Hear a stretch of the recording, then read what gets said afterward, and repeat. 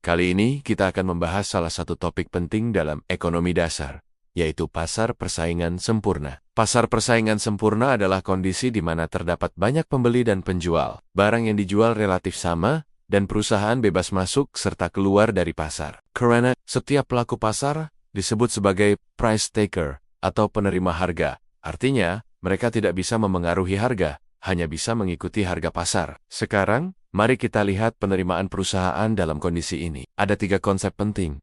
Total revenue TR, yaitu harga dikali jumlah barang yang terjual. Average revenue R, yaitu penerimaan per unit. Marginal revenue MR, yaitu tambahan penerimaan jika menjual 1 unit ekstra. Dalam pasar persaingan sempurna, berlaku aturan sederhana. Mister sama dengan harga, jadi setiap tambahan output akan menambah penerimaan sebesar harga pasar itu sendiri.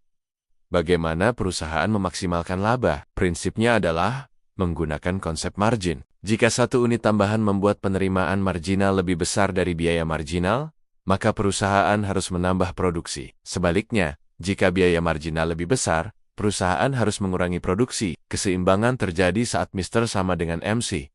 Dan inilah titik laba maksimum. Namun, bagaimana kalau kondisi pasar memburuk? Dalam jangka pendek, perusahaan bisa memilih shutdown, yaitu berhenti memproduksi sementara. Jika harga pasar lebih rendah dari biaya variabel rata-rata atau panjang AVC, tapi dalam jangka panjang, keputusan lebih tegas, perusahaan akan exit, keluar dari pasar, jika harga lebih rendah dari biaya total rata-rata atau panjang ATC.